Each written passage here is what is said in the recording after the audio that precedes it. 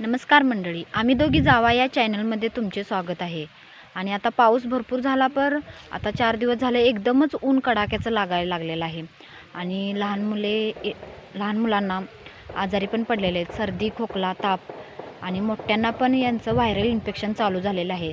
तर मैत्रिणींनो, शेतात तुम्ही जर जात असाल तर कृपया दुपारी 3च्या पुढेच जात जावा, कारण ऊन हे भरपूर आहे. आम्ही पण आता दुपारी 3च्याच पुढे शेतात आलेलो आहे.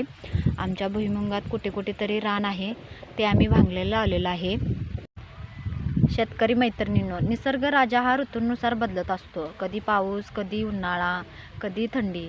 पर आता एकदमच पावसाळ्याचे दिवस असल्यामुळे आणि पावसाळा पण थांबलेला आहे. कारण आता ज्यांचं म्हणजे जेव्हा पूर झाला त्यावेळी शेतकऱ्यांचे एकेकाची पिकंही गेलीत. पर आता ज्यांची माळ रानं आहेत, त्यात भुईमुग आहे, भात केलेला आहे. परत बाकीच्या सगळ्याच पिकांना पाणी